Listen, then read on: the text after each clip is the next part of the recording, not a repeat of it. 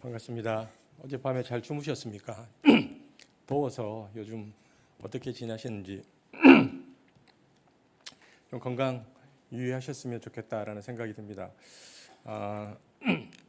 우리가 덥지만 또 하나님께서 우리에게 주신 말씀을 붙잡을 때에 우리에게 또 삶의 분명한 지표 그리고 삶의 방향들이 더 선명하고 또렷해질 거라고 생각되었습니다. 오늘도 하나님께서 우리에게 주신 말씀들을 좀 기대하고 나아갔으면 좋겠습니다.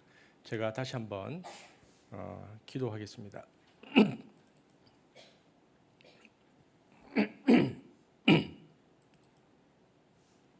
오늘도 주의를 기억하게 하시고 또 저희들이 예배자로 서게 하시니 감사합니다. 이 자리에 온 것은 저희의 육신의 힘이 아닙니다. 성령이 우리를 이끌어서 성령의 감화 감동으로 이 자리까지 나오게 하시니 감사합니다. 우리의 경배를 흠령하여 주옵소서. 연락하여 주옵소서. 이 시간 말씀을 우리에게 허락하여 주시사 말씀으로 빚어진 삶, 빚어진 인격, 빚어진 공동체가 될 수 있도록 우리를 축복하여 주옵소서. 감사를 드리며 예수님 이름으로 기도합니다. 아멘. 오늘 설교의 제목이 무엇입니까? 설교 제목? 자, 우리 좀 큰 소리로 한번 같이 제목이 뭐죠? 그럼 오늘 설교는 뭐에 대해서 하겠습니까? 말씀의 능력에 관해서 하겠습니다. 우리가 하나님을 믿는다 이런 말을 합니다. 하나님을 믿는다.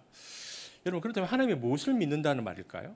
우리가 하나님을 믿는다 할 때 한번 생각해 보십시오. 제가 시간 좀 드리겠습니다. 우리가 하나님을 믿는다 이렇게 말하는데 하나님을 믿는다는 말이 무슨 말입니까? 여러분은 하나님의 무엇을 믿습니까? 믿음의 내용이 중요하죠. 일반적으로 나는 하나님의 존재를 믿는다는 의미로 하나님을 믿는다고 표현할 수 있습니다. 무신론적인 문화가 워낙 강한 현대사회 속에서 하나님의 존재를 믿는다는 것 자체만으로도 훌륭한 믿음의 내용일 수 있습니다. 또 어떤 분들은 하나님의 속성 중에 한 가지를 믿는다. 예를 들어서 하나님은 사랑이시다. 그러면 나는 그 사랑을 믿는다. 사랑의 하나님을 믿는다. 이렇게 말할 수도 있습니다. 그렇다면 오늘 저와 여러분이 지금 묵상하고 있는 그 본문의 믿음의 조상이라고 불리는 아브라함은 도대체 무엇을 믿었기에 믿음의 조상이라고 불리게 되었을까라는 부분들을 저와 여러분이 좀 살펴보려고 합니다. 오늘 본문을 보면 드디어 아브라함이 이삭을 낳았습니다. 그죠? 이때 아브라함의 나이가 100세였습니다. 창세기 21장 5절 함께, 그리고 혹시 영상으로 예배를 드리고 계시는 분들도 함께 소리 내어서 합독하면 좋겠습니다. 시작. 아브라함이 그의 아들 이삭이 그에게 태어날 때 100세라. 여러분 퀴즈. 아브라함이 갈대아 우르를 떠나서 갈대아 우르를 아브라함이 떠날 때 나이가 몇 살쯤 되었죠? 제가 설교했는데 갈대아 우르를 떠날 때 아브라함의 나이 기억나십니까? 아닙니다. 자, 갈대아 우르를 떠날 때 아브라함의 나이 아죠? 갈대아 우르, 그렇죠? 갈대아 우르를 떠나서 그러면 자, 갈대아 우르를 떠나서 가나안 땅으로 들어갔을 때 아브라함의 나이가 몇 살쯤 되었을까요? 그렇죠. 75세쯤 되었습니다. 그러니까 창세기 12장을 보면 그때 아브라함의 나이가 75세쯤 되었는데 지금 아브라함이 몇 세의 아들을 낳았죠? 100세. 그러면은 가나안 땅에 들어온 지 몇 년 만에 아들을 낳은 겁니까? 25년입니다. 여러분 25년 전 기억나십니까? 여러분의 25년 전. 그 세월입니다. 그 세월이 지나고 아들이 드디어 태어났다는 것입니다. 그러면 이런 질문을 해볼 수 있습니다. 왜 하필이면 100세일까? 왜 하필이면? 여러분 왜냐하면 99세쯤 가면 성경에 보니까 오늘 성경의 표현은 인간적으로 아이를 낳을 수 있는 힘이 완전히 소멸했을 때다라고 성경이 말하고 있습니다. 그것이 로마서 4장 19절에 나오는 이야기입니다. 로마서 4장 19절 한번 같이 읽어보겠습니다. 시작. 그가 100세나 되어 자기 몸이 죽은 것 같고 사라의 태가 죽은 것 같음을 알고, 그러니까 한 99세쯤 되었을 때 알았다는 겁니다. 이제 내가 더 이상 아이를 생산할 수 없다. 우리 아내도 그럴 수 없다. 그러니까 자기의 몸이 죽은 것과 같고 사례도 경수가 끊어져서 그 태가 돌덩이처럼 딱딱해져서 완전히 죽을 때까지, 그러니까 아브라함과 사라의 몸이 완전히 생명을 생산할 수 있는 그 어떤 것도 없는 제로의 상태가 될 때까지 하나님께서 약속을 이루어주지 않는 기간이 25년이었다는 것입니다. 여러분, 아브라함과 사라는 몇 살 차이죠? 아브라함과 사라의 나이 차이, 금방 설교 시간에 제가 몇 번 말씀을 드렸는데 10살 차이입니다. 10살. 그러니까 99세의 아브라함과 89세의 사라 둘 다 인간적인 방식으로는 도저히 아이가 나올 수 없을 때입니다. 근데 그때 하나님께서 창세기 17장에 보니까 이렇게 오셔서 말씀을 주시는데 1년 후에 자식을 낳을 것이다. 이 이야기를 들은 아브라함이 어떻게 반응했다고 되어 있습니까? 창세기 17장에 보니까 실소했다, 웃었다라고 되어 있습니다. 17장 17절 시작. 아브라함이 엎드려 웃으며 마음속으로 이르되 100세 된 사람이 어찌 자식을 낳을까? 사라는 90세니 어찌 출산하리요 하고. 그러면서 하는 말이 지금 내 몸이 다 죽고 사람 몸이 다 죽었는데 무슨 애가 나옵니까? 라고 하면서 믿음이 흔들리면서 웃으면서 몸종 하갈에게서 난 이스마엘이나 잘 살게 해주십시오 라고 말합니다. 17장 18절 시작. 아브라함이 이에 하나님께 이르되 이스마엘이나 하나님 앞에 살기를 원하나이다. 그러자 하나님께서 아주 단호하게 아니다. 사라를 통해서 낳는 자식이 언약의 후손이다 라고 하시며 1년 뒤에 아들을 낳을 것이라고 분명히 말씀해 주십니다. 17장 19절에서 21절입니다. 시작. 하나님이 이르시되 아니라 내 아내 사라가 내게 아들을 낳으리니 너는 그 이름을 이삭이라 하라. 내가 그와 내 언약을 세우리니 그의 후손에서 영원한 언약이 되리라. 이스마엘에 대하여는 내가 내 말을 들었나니 내가 그에게 복을 주어 그를 매우 크게 생육하고 번성하게 할지라. 그가 12두령을 낳으리니 내가 그를 큰 나라를 되게 하려니와 내 언약은 내가 내년 이 시기에 사라가 내게 낳을 이삭과 세우리라. 분명하게 말씀하십니다. 아니다. 나는 사라가 내게 낳을 이삭과 언약을 계속 세울 것이다 라고 분명하게 말씀하십니다. 그러면서 아브라함이 믿음이 없어서 속으로 실수한 것을 평생 기억하게 하시기 위해서 아들의 이름을 뭐라고 지어라? 이삭. 이삭은 어떤 뜻입니까? 웃는다라는 뜻입니다. 그러니까 너 웃었지? 못 믿어서. 그러니까 아들을 부를 때마다 기억하게 하시는 것입니다. 하나님은 아브라함에게 평생 웃었던 일들을 기억시키십니다. 그게 99세 때 일어난 일입니다. 그리고 1년이 지났습니다. 99세에서 1년, 그러니까 1년이 지나서 100세가 되는 동안 그런데 아브라함에게 자식에 대한 믿음이 생겼습니다. 그래서 놀라운 신앙으로 발전하고 1년 후에는 그 믿음대로 이삭이 태어납니다. 로마서를 보면, 그래서 로마서에서 오늘 저와 여러분이 본문을 읽었던 이유인데 아브라함에게서, 그러니까 아브라함이 99세부터 100세까지 10달 동안 99세부터 100세까지 아브라함이 10달 동안 도대체 그의 내면에 무슨 일이 일어났는가를 사도 바울이 설명하고 있습니다. 그 1년 동안 도대체 무슨 일이 아브라함에게 일어났는가, 이것을 보여주는 본문이 저와 여러분이 오늘 읽었던 로마서 4장 19절에서 21절인데 사도 바울의 창세기 해석이죠. 99세에서 100세 사이에 아브라함에게 이 일이 일어났다는 겁니다. 함께 읽어보겠습니다. 시작. 그가 백스나 되어 자기의 몸이 죽은 것 같고 사라의 태가 죽은 것 같음을 알고도 믿음이 약하여지지 아니하고 믿음이 없어 하나님의 약속을 의심하지 않고 믿음으로 견고하여져서 하나님께 영광을 돌리며 약속하신 그것을 또한 능히 이루실 줄을 확신하였으니. 아브라함이 이렇게 굴곡을 막 거쳐서 가나안 땅에 들어온 지 이제 25년쯤 되었을 때 그의 나이 99세에 다시 한번 하나님께서 이삭이 나올 것이라는 약속을 딱 주시니까 그때부터 믿음이 약해지지 않았다는 것입니다. 본문을 보십시오. 의심하지도 않았습니다. 믿음이 점점 더 견고해졌습니다. 그러면서 결국 하나님께 찬양과 영광을 돌립니다. 자기 객관적 환경을 완전히 뒤집어 놓는, 극복해 나가는 이런 신앙으로 아브라함이 1년 동안 바뀌었다라고 말하고 있습니다. 죽음의 한복판을 뚫고, 다시 한번 본문을 띄워주십시오. 조금 전에 그 본문 로마서 4장 19절에서 21절, 죽음의 한복판을 뚫고 나가면서 죽음이 주는 절망을 넘어서서 견고해지고 약해지지 않고 의심치 않고 확신 속에서 하나님께 영광을 돌렸다라고 되어 있습니다. 죽음과의 정면 승부를 하면서 절망감과 그것을 넘어가는 믿음을 계속 가졌는데 1년 뒤 마침내 이삭이 태어났다는 것입니다. 그러면서 아브라함이 그 1년 동안 믿었던 하나님에 대한 믿음은 어떤 믿음이었는가라고 말하고 있는데 그것이 로마서 4장 17절에서 두 가지로 이야기합니다. 그 1년 동안 믿은 아브라함의 하나님은 이 하나님이었다는 것입니다. 보겠습니다. 시작. 기록된 바 내가 너를 많은 민족의 조상으로 세웠다 하신과 같으니 그가 믿은 바 하나님은 죽은 자를 살리시며 없는 것을 있는 것으로 부르시는 이시니라. 1년 동안 아브라함이 99세부터 100세 사이에 고백했던 하나님이 두 가지라는 것입니다. 첫 번째 뭡니까? 첫 번째는 뭐라고 되어 있죠? 죽은 자를 살리시는 하나님. 죽은 자를 살리시는 하나님. 무엇으로 체험했습니까? 아브라함이 자기 몸으로.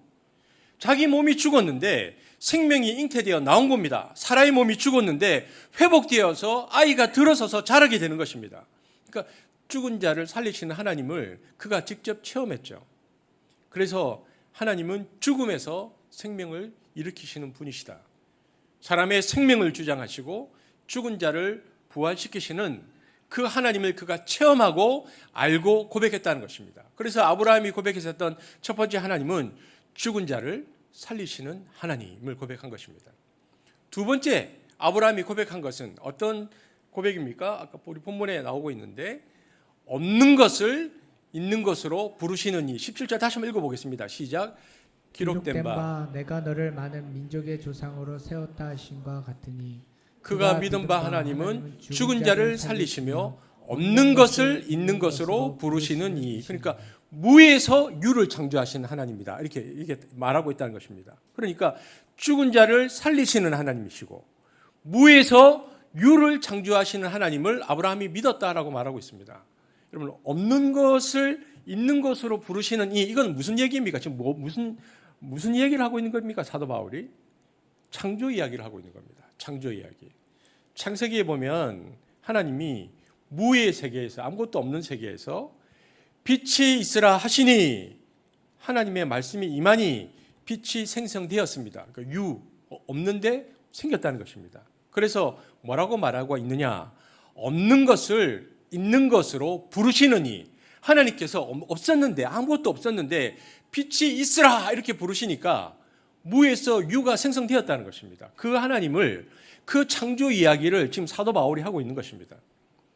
그러니까 하나님께서 부르셨는데 하나님께서 말씀하시니까 무에서 유가 생성되었다. 여러분 그렇다면 하나님께서 말씀하신다 창세기에서 하나님이 부르신다는 것이 무슨 의미입니까? 지금 여기 여러분 글자를 보고 계시죠? 지금 PPT.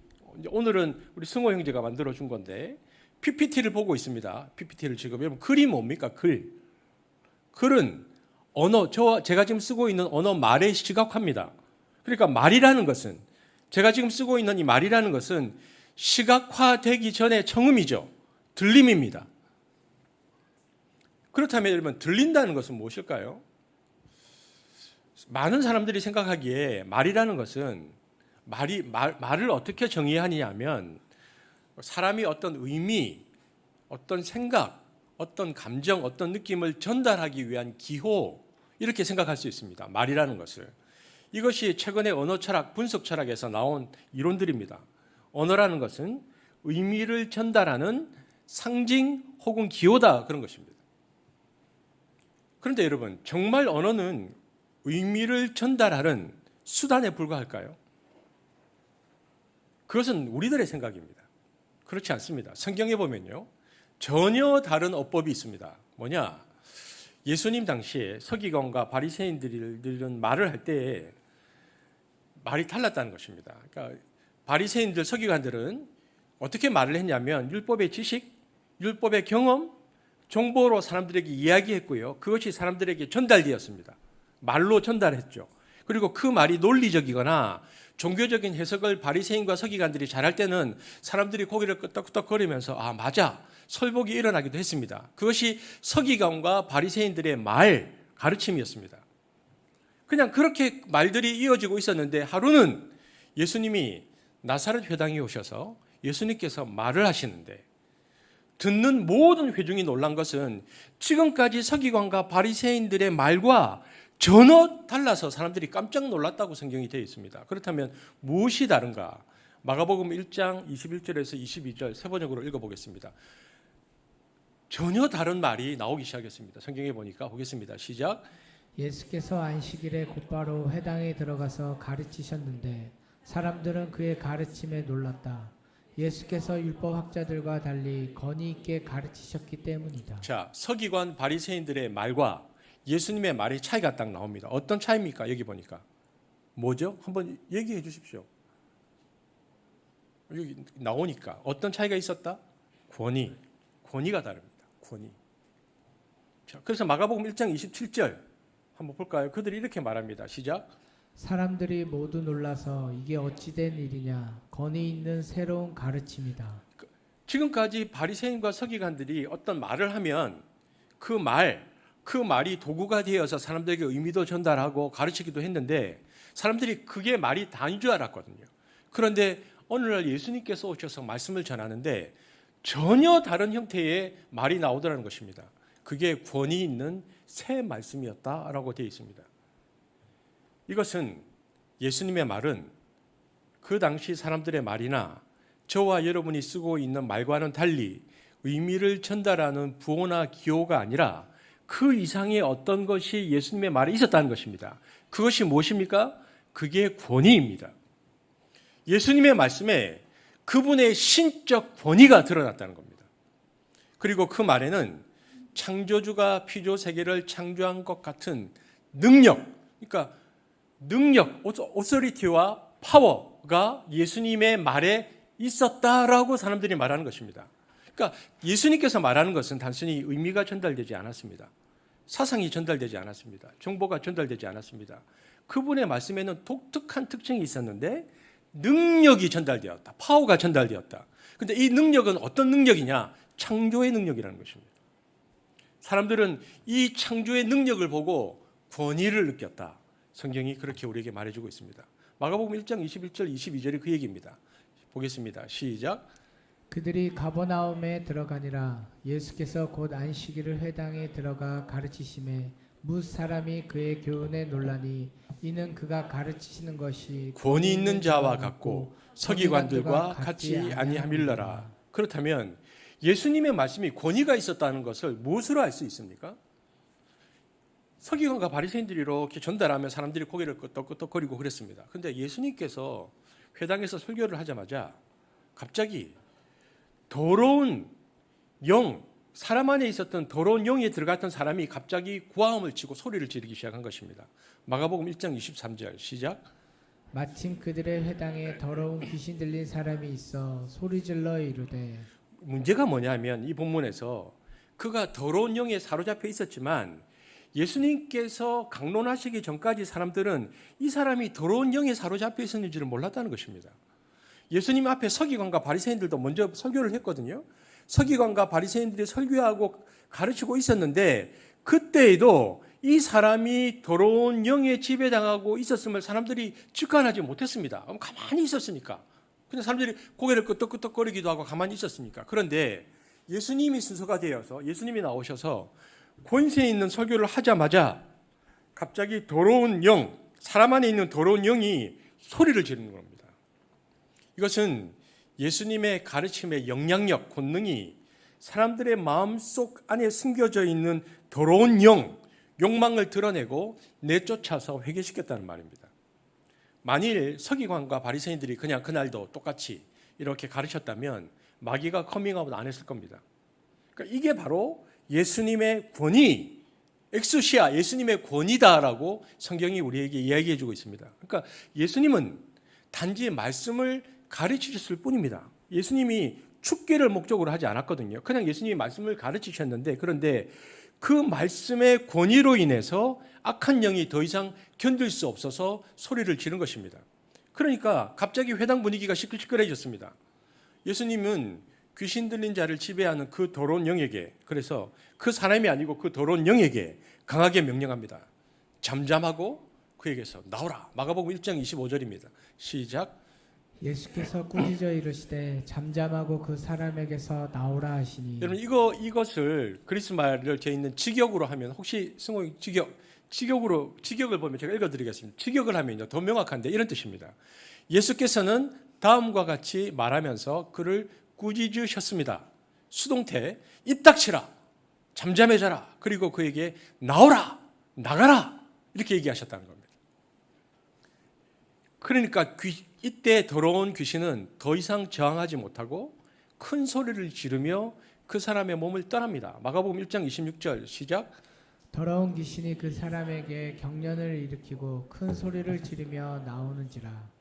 이런 귀신을 폭로하고 그들을 제압하고 압도하는 설교를 그곳에 있었던 사람들이 다 보고 이 놀라운 일들을 목격하고 나서 사람들이 예수님이 하셨던 그 설교를 무엇이라고 불렀는가? 마가복음 1장 27절 시작. 다 놀라 서로 물어 이르되 이는 어찌미냐 권위 있는 새 교훈이로다. 더러운 귀신들에게 명한즉 순종하는도다 하더라. 그러니까 그들이 이것을 설명할 방법이 없어서 이것은 권위가 있는 새로운 교훈이다라고 말하면서 예수님의 가르침의 권위는 하나님의 신적인 권위다라고 고백하는 것입니다. 그 근거는 더러운 귀신들도 복종시키고 큰 능력을 회당에서 발휘했기 때문이죠. 그러니까 본문을 보면요, 예수님의 가르침은 복잡하지 않았습니다. 바리새인 서기관들처럼 직접적이고 굉장히 신선했고요, 요구는 정확했고 적용은 직접적이었습니다. 귀신들을 향해서 잠잠하고 당장 나오라고 명령하실 뿐만 아니라 그 명령을 그 자리에서 곧바로 실현시키셨습니다. 성경에 보니까 어떤 사람들은 병을 앓고 있었는데 소경에게 눈을 뜨라 그러니까 눈이 떠졌습니다. 중풍병자에게 말씀하시면 회복되고 안진병이에게 일어나라 그러면 곧바로 일어났습니다. 문둥병자에게 나을 것이라 이야기하시면 피부가 깨끗하게 되는 일들이 일어났습니다. 여러분, 그런데 성경에 보면 예수님께서 그렇게 말씀하시고 치유가 일어났는데 그 치유는 인간의 치유와 전혀 다른 특징을 보입니다. 우리가 잘 아는 대로 인간의 치유는 회복적 치유라고 해서 시간이 오래 걸립니다. 우리 하준이 보니까 지금 장염 때문에 배가 아파가지고 그러고 있더라고. 하준아 어때? 그러니까 불쌍한 표정으로 우리 하준이가 네. 이제 하준이 우리가 위해서 이제 기도할 텐데 또 지금 교회 우리 수족구 걸린 우리 아이들이 있어서 유치부 지금 성경학교가 연기가 되었잖아요. 병원에 가서 치료도 합니다. 근데 우리가 잘 아는 대로 인간의 치유는 회복적 치유라고 해서 시간이 오래 걸립니다. 하지만 창조주의 치유의 특징이 무엇인가? 즉각 회복이 일어납니다. 예수님의 말씀에는 엘로힘 창조주의 권위가 나타나기 때문에 예수님께서 회복 치유하시면요 회복이 즉각입니다. 누가복음 4장 38절에서 39절 시작. 예수께서 일어나 회당에서 나가서 시몬의 집에 들어가시니 시몬의 장모가 중한 열병을 앓고 있는지라. 사람들이 그를 위하여 예수께 구하니 예수께서 가까이 서서 열병을 꾸짖으신데 병이 떠나고 여자가 곧 일어나 그들에게 수종드니라. 예수님이 열병을 꾸짖으셨어요. 그러자 열병이 즉시 떠나고 그게 뭐 코로나였는지 지금으로 따지면 뭐 장티푸스였는지 뭐 모르죠. 그런데 즉시 떠나고 우리는 이제 떠나고 나서도 한 며칠 몸조리 해야 되잖아요. 그런데 즉시 그 자리에서 일어나서 예수님을 수종듭니다. 곧바로 일어나서 지금까지 누워 있었던 사람이 인간이 고치면 바로 일어나면 안 되죠. 회복 기간이 필요합니다. 그런데 그 여인은 즉시 수종들기 시작했습니다. 예수의 치유 방식은 인간의 치유 방식과는 다른 신적인 창조주의 치유였기 때문에 즉시 회복되는 일이 일어난 것입니다. 죽은 나사로가 부활할 때도 마찬가지입니다. 여러분, 나사로가 죽은 지 사흘이 지났습니다. 그럼 어떻게 될까요? 사람이 죽은 지 사흘이 되면 시체 썩는 냄새가 났을 겁니다. 뇌도 다 상했고 창자도 다 썩었고 동공 모든 장기들이 3일 지나면 다 썩습니다. 그런데 성경에 다시 살아났다. 그러면 여러분, 이게 장기가 다 썩은 상태에서 좀비처럼 나사로가 지금 나온 겁니까? 나왔는데 막 지금 장기가 다 썩은 상태에서 이렇게 나온 겁니까? 아닙니다.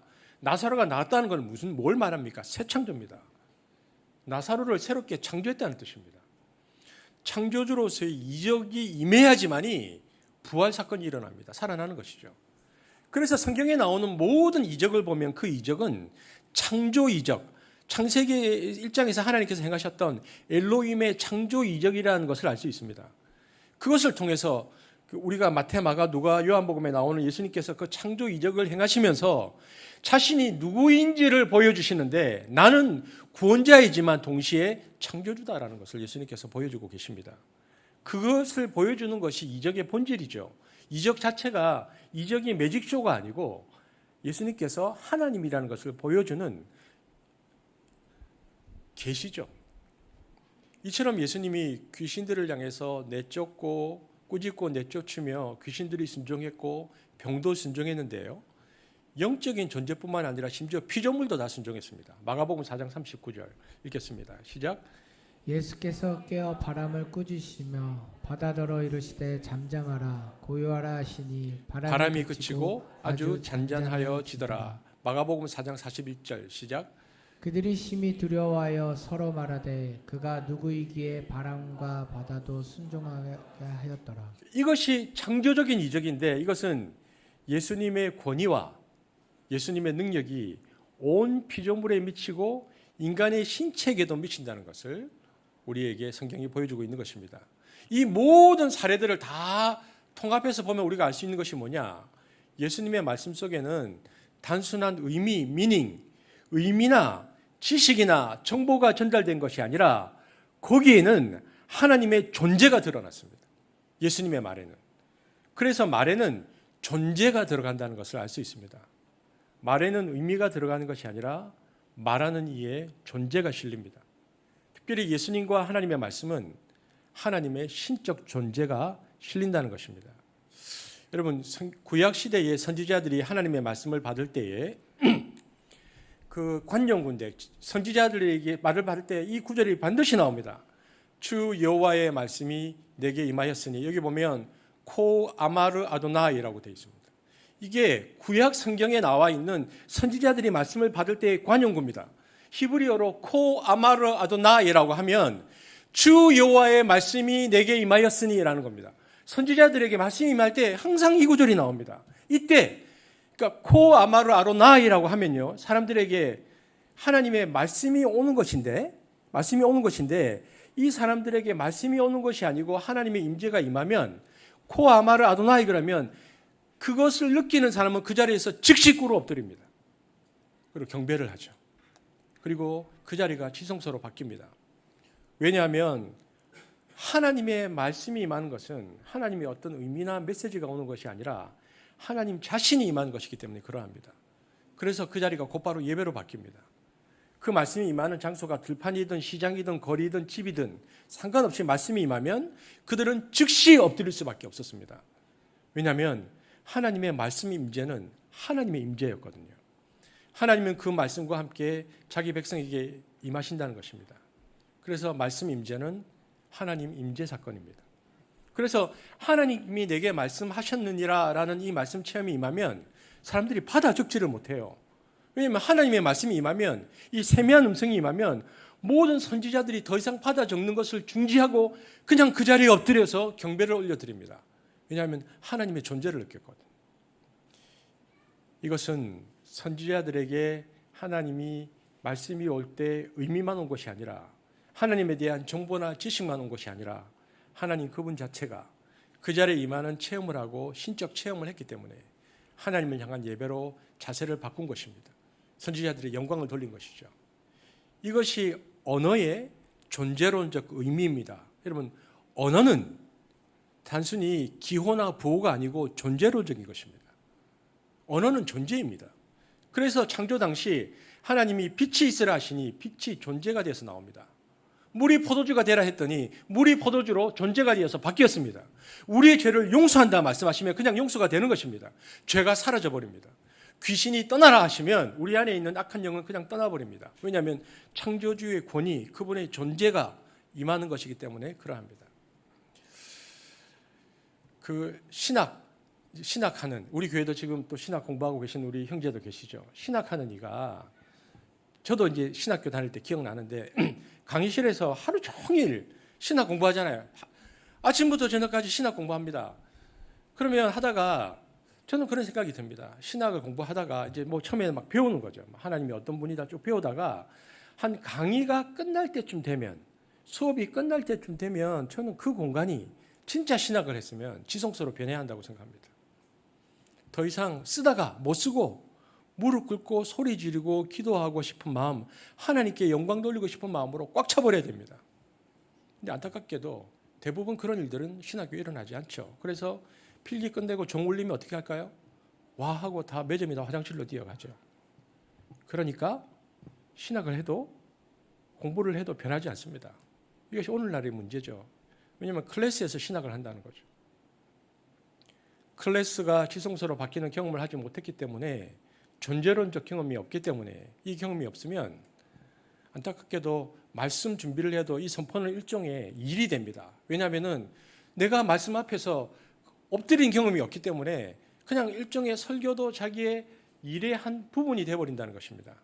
이것이 18세기, 19세기 이후 계몽주의의 사상을 받은 현대교육의 문제입니다. 오늘날 모든 교육은 지식교육으로 끝나지 인격이 변하지 않습니다. 클래스에서 배우는 언어는 존재를 변화시키지 않습니다. 머리만 키웁니다. 이것이 오늘날 우리 세계의 문제입니다. 우리가 지금 성경학교를 하고 있는데, 수련회와, 그래서 우리가 하나님께 온 공동체가 다음 세대를 위하여 기도할 것은 그들의 지식, 머리가 바뀌는 것이 아니고 그들의 존재가 바뀌기를 기도해야 합니다. 근데 여러분, 오늘날 현대 교육은 그러하지만 히브리 사상은 다릅니다. 말씀이 임하면 하나님이 임재하시는 것입니다. 여러분, 제가 소개시켜 드린 적이 있는데, 달라스 윌라드라는 사람이 쓴 하나님의 음성이라는 책이 있습니다. 여러분 읽어보신 분, 이렇게만. 하나님의 음성이라는 책이 있습니다. 출판된 그 해에 이 책의 평가가 세계 복음주의 진영에서 가장 중요한 책에 나왔다고 평가했던 교과서적인 책입니다. 굉장히 두꺼운 책인데, 그 책에는 지난 기독교 2000년 동안 하나님의 인도를 받은 사람들의 사례를 다 모아서 신학적으로 정돈을 했습니다. 그래서 하나님의 인도가 오면 이러이러한 특징이 있다. 이게 이제 하나님의 음성이라는 책인데, 그는 하나님의 음성, 말씀이 임하면 세 가지 특징이 나타난다고 그 책에 말합니다. 첫 번째, 권위. 하나님의 음성이 임하면. 두 번째는 평화. 세 번째는 경배. 이 세 가지의 특징이 일어나. 2000년 동안 일어났던 사례를 다 모아보았더니 이런 특징이 있다는 것입니다. 첫째, authority, 권위입니다. 이 권위는, 하나님의 뜻은 사람의 생각과는 달라서 천지 만물을 창조하고 모든 만물을 순복해야 하는 권위 있는 말씀이기 때문에, 진짜 하나님의 음성이 임하면 나타나는 첫 번째 현상은 압도적인 권위입니다. 그래서 순간적으로 순복이 일어납니다. 순종이 일어납니다. 거기에 대해서 이건 뭐지? 이게 하나님의 뜻인가? 왜 이러지? 이런 반발이나 의문이 일어나지 않는 특징이 있다는 것입니다.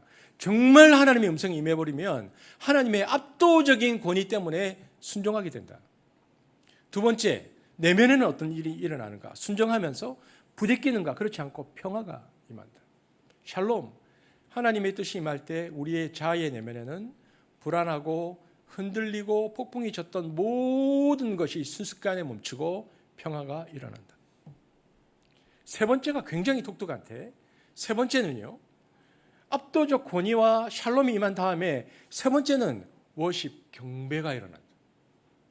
이 부분에 대해서는 달라드 윌라스보다는 토마스 모튼이 더 자세히 설명했습니다. 여러분, 토마스 모튼도 제가 가끔씩 소개하는데, 궁금하신 분은 7층에 내려가면 다 책이 있습니다.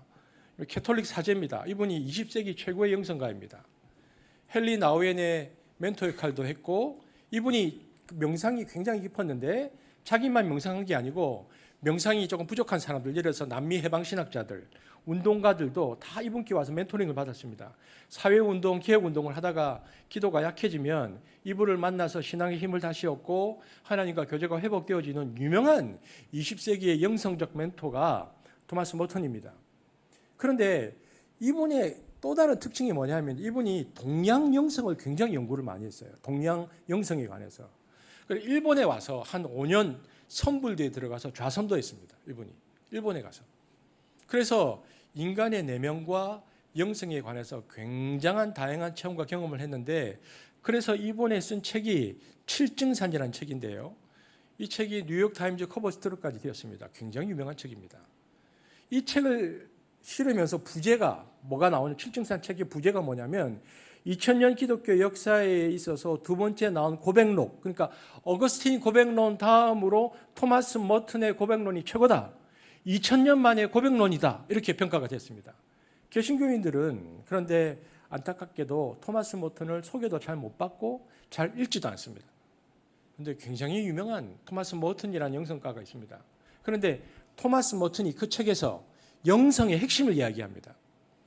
그가 동양 영성을 같이 연구했잖아요. 그러면 동양 영성과 기독교 영성이 뭐가 다른가? 특별히 토마스 머튼이 신경 쓴 것은 신비한 합일입니다. 신비하게 하나가 되는 경험. 그러니까 그리스도와의 거룩한 연합을 기도 생활을 통해서 그가 체험을 많이 하는 겁니다. 기도하면 깊게 들어가서 예수 그리스도와 하나 되는 체험을 하는데 이것이 내가 지금 경험하고 있는 이 경험이 동양에서 사람들이 깊게 명상을 하다가 동양에 있는 사람들이 자연과 인간이 통합되는 하나를 경험하는 것과 도대체 무엇이 다른가? 이 두 가지가 무엇이 다른가에 대해서 기록을 하는 것입니다. 하늘과 통합되고 땅과 하나가 통합되고, 그래서 불교에서는 범하일려, 그러니까 불교에서 말하는 자연과 내가 하나 되어지고 우리가 흔히 말하는 색증시공, 공죽지색이 일어나고 내 안의 세계와 내가 하나로 통합되는, 그렇게 되면 이제 열반의 세계로 들어가는 것인데 이거는 완전히 그냥 영적인 황홀 상태로 들어가는 것이 동양 영성의 핵심이거든요. 이렇게 딱 들어가면 소위 저 사람이 이제 도가 튼다 이렇게 말하는 겁니다.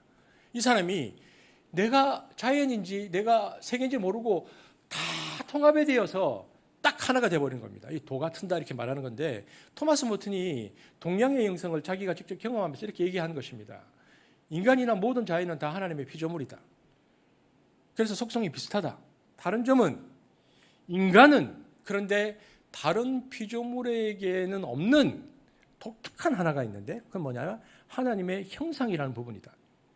독특한 영혼의 부분이 인간에게만 있다는 것입니다. 그래서 둘 사이가 깊은 묵상을 하다 보면 경계선을 띄워놓는 합일이 일어나는데, 이때가 되면 너와 나 구별이 없는 신비한 연합이 일어나는데, 영적인 엑스타시가 일어나는데, 여기까지는 동양에서 자연과 하나 되는 것이나 우리가 그리스도와 하나 되는 것이나 명성이 아주 비슷하다는 겁니다. 비슷하다.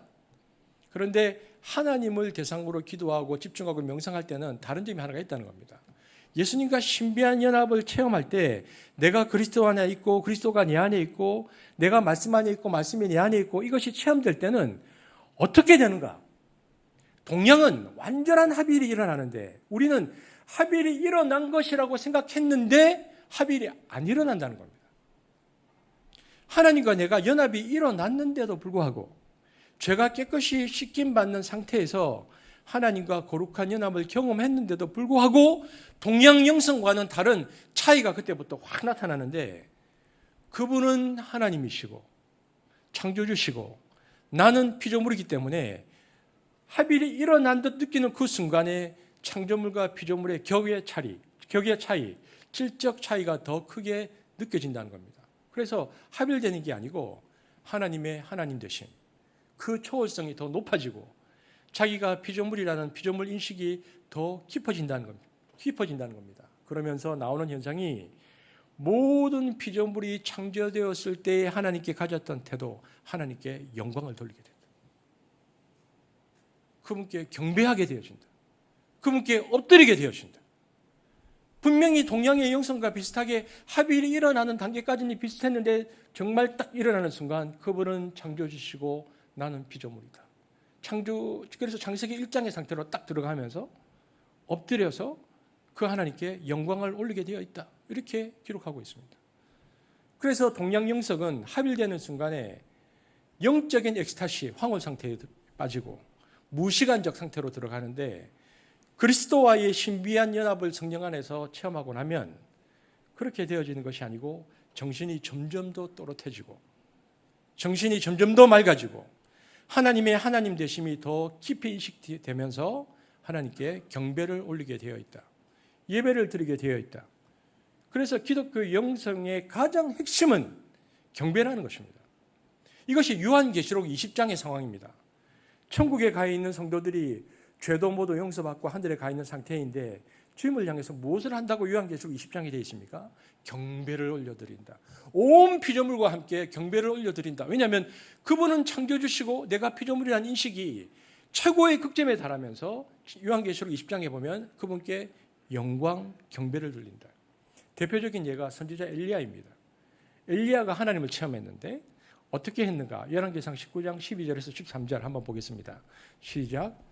또 지진 후에 불이 있으나 불 가운데서도 여호와께서 계시지 아니하더니 불 후에 세미한 소리가 있는지라. 엘리야가 듣고 겉옷으로 얼굴을 가리고 나가 굴 어귀에 섬에 소리가 그에게 임하여. 여기 보십시오. 엘리야가 딱 섰는데 하나님이 소리를 들어보니까 바람소리, 지진, 바람소리 듣고 막 지진이 있었는데 하나님이 거기 계시지 않는다는 것입니다. 이것이 출애굽 때하고는 다른 겁니다. 출애굽 상황 속에서 하나님이 인간에게 임재할 때는 항상 기적이 일어났습니다. 출애굽 때는 천지자연이. 그런데 엘리야에게 임하실 때는 전혀 그런 방식으로 임재하지 않았다.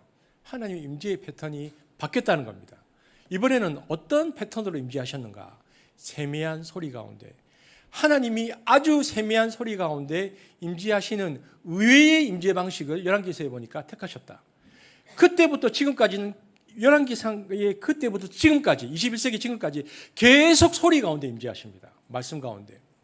그런데 소리가 말씀인데 말씀 가운데 하나님의 임재를 체험하는 순간, 하나님을 만나는 순간 엘리야가 어떤 태도를 취했는가? 겉옷으로 얼굴을 가리고 나가, 이렇게 되어 있습니다. 그러면 왜 겉옷으로 얼굴을 가렸을까? 하나님의 임재 가운데 영광이 나타나면 사람이, 즉 피조물이 자기 얼굴로 하나님을 면대하지 못합니다. 창조물과 피조물의 격의 차이, 영광의 차이 때문에 보지를 못합니다. 그래서 여러분 이사야서 6장에 보면 성전에 하나님의 영광이 가득하니 죄 없는 영물인 천사조차도 날개가 양쪽에 셋 있었는데 가운데로만 날고 위에 두 날개로는 자기 얼굴을 가리고 또 마지막 두 날개로는 자기의 발을 가리면서 영광의 하나님을 천사조차도 이 피조물이 쳐다보지를 못합니다. 이사야서 6장 2절 3절 읽겠습니다. 시작. 스랍들이 모시고 섰는데 각기 6날개가 있어 그 둘로는 자기의 얼굴을 가리었고 그 둘로는 자기의 발을 가리었고 그 둘로는 날며 서로 불러 이르되 거룩하다 거룩하다 거룩하다 만군의 여호와여 그의 영광이 온 땅에 충만하도다 하더라. 똑같은 현상이 엘리야에게 임한 것입니다. 하나님이 임재하는 순간 그는 얼굴을 가리고 나가서 소리 가운데 임재하신 하나님의 말씀을 듣고 하나님의 음성을 체험하고 여기에서 강조되는 것은 예배입니다. 여러분 아브라함이 할례를 행했어요. 할례를 행하고 그럼 아브라함이 최소한 하루에 3번 정도는 화장실 갔을 거잖아. 하루에 소변 보러. 그러면 소변 보서 자기 생식기를 볼 거잖아. 볼 때마다 할례 받은 것을 보는 순간 하나님의 말씀이 떠오르고 그때마다 믿음이 강하여지고 믿음이 견고해져서 벌쩍벌쩍 뛰면서 하나님께 영광과 찬송을 드렸는데 아브라함은 교실이 지성소로 변한 게 아니고 화장실이 지성소로 변한 거죠. 아브라함이 하나님의 그 말씀이 직접 이렇게 된다는 것을 자기 몸으로 경험하는 것입니다. 그래서 성경이 이렇게 말하는 것이죠. 로마서 4장 19절 20절 사도 바울이 그 얘기를 하는 것입니다. 보겠습니다. 시작. 그가 백세나 되어 자기의 몸이 죽은 것 같고 사라의 태가 죽은 것 같음을 알고도 믿음이 약하여지지 아니하고 믿음이 없어 하나님의 약속을 의심하지 않고 믿음으로 견고해져서 하나님께 영광을 돌리며. 이렇게 100세 때 마음이 뜨거워져서 하나님을 믿어서 하나님께 영광을 돌렸는데 하나님께 경배를 드렸는데 100세 때까지 그가 믿은 하나님은 어떤 하나님이냐? 로마서 4장 17절 저 하나님이라는 것입니다. 시작. 기록된 바 내가 너를 많은 민족의 조상으로 세웠다 하심과 같으니 그가 믿은 바 하나님은 죽은 자를 살리시며 없는 것을 있는 것으로 부르시는 이시니라. 그러니까 100세 때까지 그가 믿은 하나님은 죽은 자를 살리시고 없는 것을 있는 것으로 말씀으로 부르시는 그 하나님이었다라고 말하는 것입니다. 여러분 이것이 진정한 변화입니다. 제가 지금 설교하고 있잖아요. 제가 설교도 하고 여러분이 지금 제가 지금 로마서 그 우리 교회 하나님 나라 큐티 올라오는 큐티를 보니까 너무 좋아요. 로마서 큐티에 진짜 자기의 존재를 건 분들이 좀 계시더라고요. 큐티도 하고 설교도 하고 큐티도 하지만 그러나 여러분 결정적인 것은 설교를 한다는 그 행위나 큐티를 하고 있다는 그 행위가 아니고 결정적인 것은 진짜 말씀이 임해서 우리 안에 경배가 일어나야 됩니다. 내가 설교했다, 큐티했다가 아니고 경배가 일어나는 것입니다. 그러므로 예배가 일어나기 전까지는 변한 게 아닙니다. 경배가 일어나기 전까지는 우리가 변한 것이 아니라는 것입니다. 이것이 꼭 어떤 형식을 갖춘 예배가 아니라 갑자기 내가 살다가 하나님의 인격이 인식되어지고 하나님이라고 부르짖게 되는, 하나님하고 바라보게 되어지는, 하나님을 향하여 내 인생의 방향이 열리는 순간인데, 여러분 이것은 우주가 열리는 체험입니다. 하늘이 열리는 체험입니다.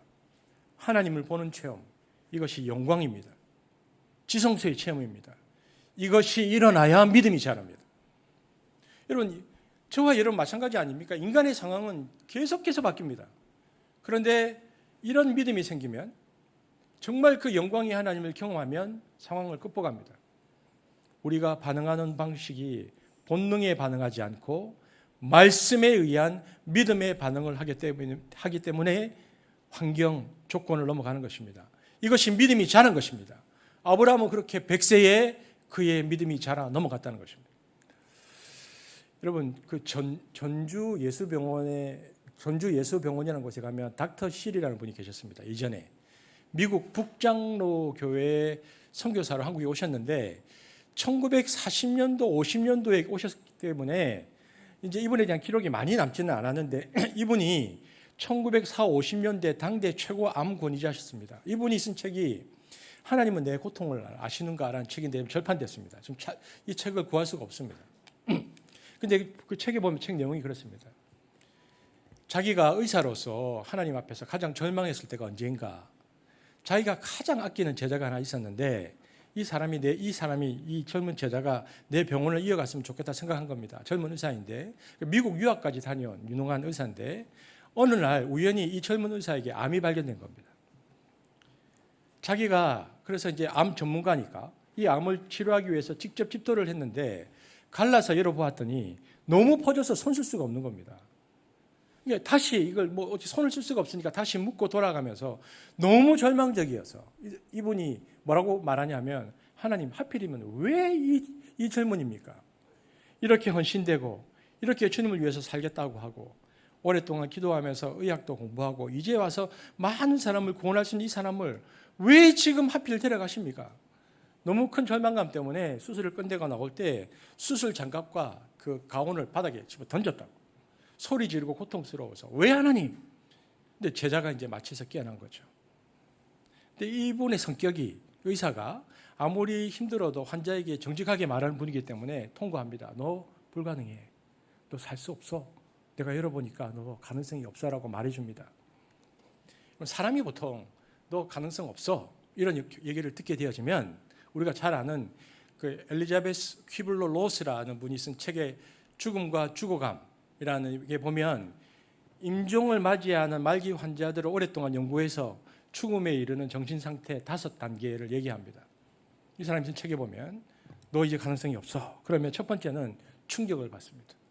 머리가 하얗게 되죠. 그리고 부정이죠. 내가 죽는다고? 두 번째 충격의 단계가 지나면 이제 충격과 부정의 단계를 지나서 두 번째 단계가 되면 분노가 생깁니다. 왜 하필 나입니까? 왜 다른 사람도 많은데 왜 하필 나입니까? 젊은 사람일수록, 해야 할 일이 많은 사람일수록, 자식과 딸린 식구가 많은 사람일수록 하나님 왜 하필 납니까? 분노합니다. 세 번째는 절망과 우울이 옵니다. 네 번째 단계는 드디어 타협을 합니다. 내가 죽는구나. 불가능하다, 할 수 없다. 남은 기간 동안 내가 뭘 할까? 병상에서 기간을 어떻게 보낼까? 타협하고 상황에 적응하기 시작합니다. 마지막 5번째는 수용입니다. 죽음을 마음으로 받아들입니다. 그러면 이 사람은 살아있지만 마치 하늘나라에 가 있는 사람처럼 현실을 보게 됩니다. 수용의 단계입니다. 그런데 이 5가지 단계를 거친다고 되어 있는데 이것이 점점 악화져 가거나 약해져 가는 과정이고 점점 불가능해져 가는 과정으로 가는 것입니다. 저는 성경을 보면서 아브라함 같은 경우에 아브라함이 75세에서 99세, 100세에 지르는 동안 시간이 갈수록 점점 더 절망적인 상황으로 들어갔을 때 동일하게 이 심리적 단계를 거쳤을 것이라고 생각합니다. 그런데 사람은 이런 일들이 딱 발생하면 크게 두 가지 반응을 봅니다. 첫 번째는 본능적 반응입니다. 그래서 조금 전에 보았던 것처럼 충격을 받았을 때 거기에 본능적 반응이 나옵니다. 그래서 분노할 때도 본능 속에서 나오는 분노, 저주가 나옵니다. 절망과 우울할 때도 본능적으로 당장 뛰어내려서 죽고 싶은 겁니다. 타협할 때도 본능적으로 받아들일 때 너무 슬프게 받아들입니다. 수용할 때도 죽음을 수용하고 나면 죽음 이유가 고민입니다.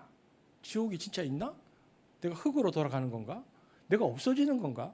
하나님 나라 정말 있나? 죽음 이후 세계에 대한 이 불가지론의 한계 앞에서 굉장히 방황하면서 죽음은 받아들였는데 그 이유에 대해서는 다른 차원의 생각이 들기 시작합니다. 보통 사람들이 이렇게 본능적으로 반응합니다. 그런데 두 번째 반응이 있습니다. 두 번째 반응은요, 본능의 반응이 아니고 믿음이 생기고 말씀이 들어오면 다릅니다. 말씀을 날마다 큐티하고 묵상하는 사람은 이런 상황을 만나도 마음의 소위, 그러니까 영적인 쿠션이 생깁니다. 여러분, 좋은 차일수록 쿠션이 좋습니다. 우리가 쇼바라 그러잖아요. 그러니까 아무리 큰 충격을 받아도 운전자가 충격을 직접 받지 않도록 막아줍니다. 그래서 위기 상황을 돌파하죠. 근데 나쁜 자동차는 충격을 받으면 고스란히 충격을 다 받아서 운전자가 어떻게 할 수 없게 되는데, 똑같은 삶의 위기 상황을 만나도 하나님의 말씀을 항상 내 내면에, 내 내면의 공간에, 빈 공간에 하나님 말씀으로 내 내면의 공간이 꽉 차 있으면 하나님의 임재하시는 지성소의 공간이 넓고 그 깊은 사랑이 내 안에 있으면 이게 영적 쿠션이 되어서 세상을 살아갈 때 어떤 문제가 생겼는데 곧바로 본능적인 반응이 나오기 전에 이게 쿠션 역할을 해서 말씀에 의해서 본능이 조절되어지고 다스려지고 조절되어지면서 본능의 반응이 나오는 것이 아니고 그 안에서 영적인 반응이 나오는 것입니다. 이런 사람이 내공이 강한 크리스찬입니다. 그러니까 크리스찬 내공은 말씀 내공입니다. 말씀으로 내공이 생겨야 합니다. 이것이 있으면요, 충격을 받았을 때 태도가 다릅니다. 그래서 분노할 때도, 분노는 해요. 똑같이. 분노할 때도 답답하면서도 그와 동시에 하나님, 그런데 왜 나에게 이런 일을 허락하셨습니까? 기도하면서 자꾸 질문하게 되는 겁니다. 본능으로만 반응하지 않고. 절망에 빠졌을 때도 본능적인 반응보다는 하나님의 뜻을 물으면서 그것을 넘어갑니다. 타협을 할 때도 그냥 현상과 타협하는 것이 아니라 내가 정말 죽을 수밖에 없는 환경 상황이라면 이건 하나님의 뜻이다. 하나님 나를 이제 부르시는구나. 갈 때가 되어서 오라고 하시는구나. 죽음을 하나님의 부르심으로 확인합니다. 수용도 슬픔 수용, 불가지론적인 수용이 아니고 천국과 하나님 나라에 대한 소망에 의해서 죽음을 수용하게 됩니다. 여러분, 이거 완전히 다른 겁니다. 하나는 본능적 반응, 하나는 말씀에 의해서 전혀 다른 반응. 그래서 아까 얘기했던 닥터 세일의 간증입니다. 그 책에 보면 수술실에서 자기는 죽음과 싸웠다. 자기 그 제자들을 의사로서 메스를 들고 암을 잘라내고 혈관을 꼬매면서 죽음과 자기는 수술실에서 싸우는데 자기 제자는 마지막 중환자실 병동에서 침대에 누워서 환자로서 죽음의 세력과 싸웠다. 나는 의사로서 싸웠고 그는 환자로서 싸웠다. 나는 의사로서 칼 들고 싸우는데, 의사로서 수술하면서 싸우는데, 나보다 더 안 좋은 상황 제자는 수술대에 누워서 그리고 환자로서 똑같은 죽음과 싸우는데 누가 더 영광스럽고 찬란했는가? 자신의 제자였다는 겁니다. 얼마나 하나님의 은혜가 충만해졌는지 마지막 죽는 순간까지도 큰 은총과 영광 속에서 하나님을 찬송하면서 시간을 지나는데, 그가 무거운 마음으로 그 제자의 병실에 들어갈 때마다 오히려 그 제자를 보면 부활의 영광, 생명의 영광이 가득 찼다는 것을 나는 느꼈다. 죽음의 세력은 그의 병실 안에 조금도 어두운 그림자를 가져올 수 없었다라고 기록합니다. 오히려 들어오는 모든 사람을 그 제자는 위로했고, 자기처럼 자식 같은 제자가 죽어간다는 것이 가슴 아프고 내가 무력하다는 것 때문에 죄책감에 빠져서 고통스러워하는 나를 오히려 위로하는데, 그 제자가 내 손을 잡아줄 때마다 나는 영광을 누렸다. 그분이 그렇게 글에 쓰고 있습니다. 이것이 진짜 믿음입니다. 아브라함은 100세 때에 그가 이제 내가 죽음으로 들어가는구나. 이제 더 이상 생명이 생산될 수 없구나. 믿음으로 100세 때에, 그런데 믿음으로 말미암아 그럼에도 불구하고 그가 죽음의 그 과정을 거치면서도 오히려 하나님께 영광을 올렸다는 것입니다. 로마서 4장 19절에서 20절입니다. 보겠습니다. 시작. 그가 백신화되어 자기의 몸이 죽은 것 같고 사라의 태가 죽은 것 같음을 알고도 믿음이 약해여 지지 아니하고 믿음이 없어 하나님의 약속을 의심하지 않고 믿음으로 견고하여져서 하나님께 영광을 돌리며 상황이 점점 더 나빠지는데 나빠질수록 더 예배의 영광이 가득 찼다. 이 역설적인 영적 현상을 어떻게 볼 것인가? 그것은 오직 죽은 자를 살리시며 없는 것을 있는 것으로 부르시는 그 하나님을 그가 인식했을 때 나타나는 역설적 변화라는 것입니다. 로마서 4장 17절 시작. 기록된 바 내가 너를 많은 민족의 조상으로 세웠다 하심과 같으니 그가 믿은 바 하나님은 죽은 자를 살리시며 없는 것을 있는 것으로 부르시는 이 신이라. 물이 포도주로 변하는 변화입니다. 죽음이 생명으로 변하는 변화입니다. 절망이 소망으로 꽉 차는 변화입니다. 이것은 인간의 내면에 나올 수 없는 변화입니다. 창조주 하나님, 즉 죄 지은 인간의 내면에서 도저히 나올 수 없는 죄와 사망의 원액을 생명과 영광과 포도주로 바꾸신 이 놀라운 일, 아브라함은 이것을 체험하면서 100세까지 들어갔다. 성경이 기록하는 것입니다. 그런데 사도 바울이 우리에게 어떤 조언을 주냐면 사도 바울은 이 의롭다 하심을 받은 믿음이 우리들에게도 있다는 것입니다. 로마서 4장 24절 25절 우리들에게도 근데 그 믿음이 있다는 것입니다. 보겠습니다. 시작. 의로 여기심을 받은 우리도 위함이니 위함이니 곧 예수 우리 주를 죽은 자 가운데서 살리신 이를 믿는 자니라. 예수는 우리가 범죄한 것 때문에 내줌이 되고 또한 우리를 의롭다 하시기 위하여 살아나셨느니라. 보면 이 본문에 보면 아브라함의 이 믿음은 우리도 위함인데 우리가 믿는 하나님은 우리의 믿음에 대해서 예수로 나타나신 하나님인데 우리에게 예수로 나타나신 그 하나님은 어떤 분인가? 동일하게 우리에게도 죽은 자 가운데서 살리신 이 죽음에서 다시 일어나신 분.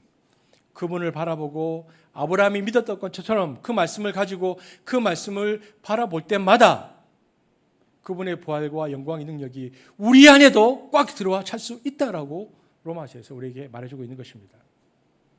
말씀으로 우리의 내면에 거룩한 지성소가 생기기 시작하고 사람과 세상에 줄 수 없는 그 공간을 하나님의 말씀과 하나님의 임재와 능력으로 꽉 채우기 시작하면 저와 여러분은 세상을 넘어가고 이길 수 있습니다.